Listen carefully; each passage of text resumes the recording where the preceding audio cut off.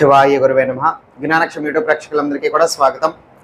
ఎవరైనా సరే మీ యొక్క కుటుంబంలో మీరు కలతలు అనేటువంటివి ఏర్పడి ఇబ్బందులు పడుతున్నారనుకోండి, బాధలు పడుతున్నారనుకోండి, మీ యొక్క ఉద్యోగ రీత్యా కానీ, పొలిటీషియన్స్ అంటే రాజకీయ నాయకులు కానీ, ఉద్యోగస్తులకి కానీ, లేకపోతే ఏదైనా కూడా సాధారణమైన వ్యాపారస్తులకి కానీ, ఇంకా పెద్ద పెద్ద బిజినెస్ పర్సన్స్ అయినా కూడా కావచ్చు, ప్రతి ఒక్కరికి కూడా మీకు జనాకర్షణ ఏర్పడటం అనేటువంటిది చాలా అవసరం ఉంటుంది. ఇప్పుడు ఇంట్లో ఇబ్బందులు ఇవన్నీ ఉన్నాయనుకోండి, ఈ యొక్క జనాకర్షణ యొక్క శక్తి మీకు కనుక ఉన్నట్లయితే కనుక అందరూ కూడా మీ యొక్క మాటకి విలువనివ్వటం, గౌరవించడం ఇవన్నీ కూడా ఉంటాయి. తద్వారా ఏంటంటే గొడవలు, చికాకులు ఇవన్నీ కూడా తొలగిపోతాయి మీకు, మీ యొక్క కుటుంబ సభ్యులకి మధ్యన, అలాగే మీ యొక్క లైఫ్ పార్ట్నర్స్ విషయంలో కూడా.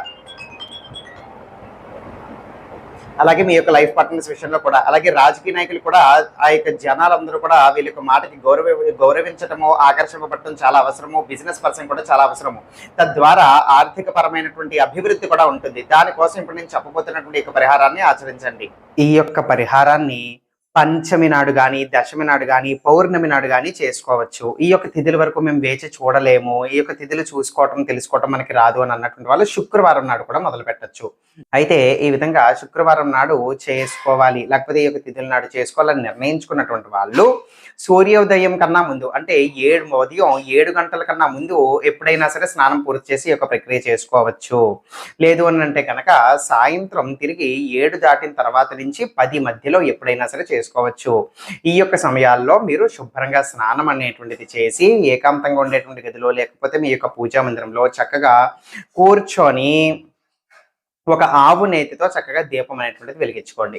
ఒక ఆవు నేతితో చక్కగా దీపం అనేటువంటిది వెలిగించుకొని ఒక ఎర్రటి గుడ్డ తీసుకుని దాన్ని చక్కగా పరుచుకొని ఆ యొక్క ఎర్రటి గుడ్డ మీదన రాజశ్యామల అమ్మవారి యొక్క రాగి యంత్రము ఉన్న వాళ్ళు పెట్టుకోవచ్చు, లేకపోతే తెప్పించుకోవచ్చు. యంత్రం లేనటువంటి వాళ్ళు రాజశ్యామల అమ్మవారి యొక్క ఫోటో పెట్టుకోవచ్చు. ఈ యొక్క ఫోటో కూడా మీకు గూగుల్లో లభిస్తూ ఉంటాయి. నెట్ షాప్కి వెళ్ళి తీపించుకొని లామినేషన్ చేయించుకుని అయినా తెచ్చుకోవచ్చు. బయట ఒకవేళ సంపాదించుకోలేము, కొనుక్కోలేము అని అన్నటువంటి వాళ్ళు ఈ విధంగా అమ్మవారి యొక్క ఫోటో అనేటువంటిది పెట్టుకుని దాని మీద ఒక ఎర్రటి గులాబీ కానీ, ఎర్రటి మందార పువ్వు కానీ చక్కగా పెట్టుకోవాలి. ఎరుపు రంగు పుష్పమే వాడాలి. దాని మీద కాస్త పసుపు, కుంకుమ అనేటువంటి వేసి ఇప్పుడు నమస్కారం చేసుకుని నేను చెప్పబోయేటువంటి మంత్రాన్ని ఒక 108 సార్లు జపం చెయ్యాలి. ఓం ఏం క్లీం శ్రీం రాజమాతంగీ దేవ్యై నమః. మళ్ళీ చెప్తున్నాను. ఓం ఏం క్లీం శ్రీం రాజమాతంగీ దేవ్యై నమః.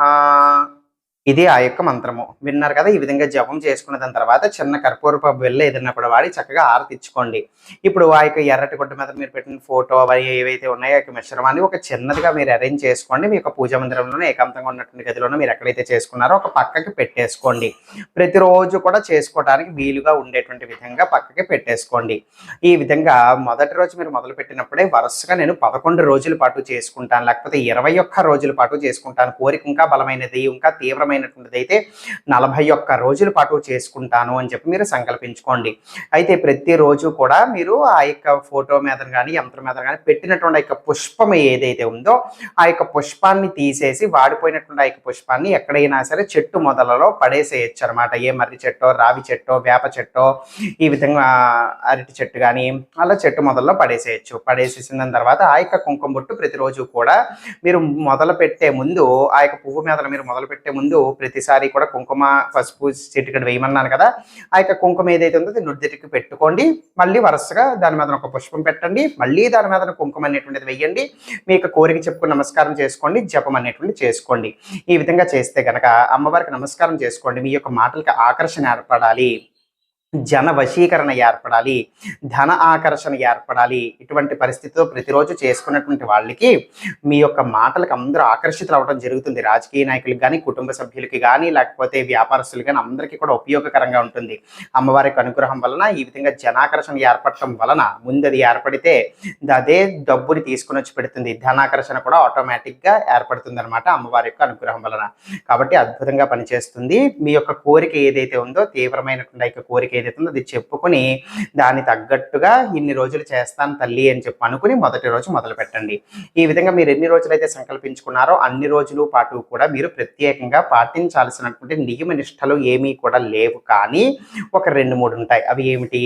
మద్యపానము, ధూమపానము, సేవించడం అనేటువంటిది చెయ్యకూడదు. బయట తిళ్ళు తినటం అనేటువంటిది చెయ్యకూడదు. బయట తినకూడదు. మీరు ఇంట్లో వండినటువంటి వంటే తినాలి. అయితే బయట తిళ్ళు తినకూడదు. అలాగే సంభోగం అనేటువంటిది చెయ్యకూడదు. ఈ యొక్క నియమ నిష్టలు పాటించి మీరు ఈ యొక్క ఎన్ని రోజులైతే సంకల్పించుకున్నారో అన్ని రోజులు కూడా చేసి అమ్మవారి యొక్క అనుగ్రహం అనేటువంటిది పొంది అద్భుతమైన ఫలితాలు అనేటువంటివి పొందవచ్చు. సర్వే జనా సుఖినో భవంతు. శివార్పణమస్తు.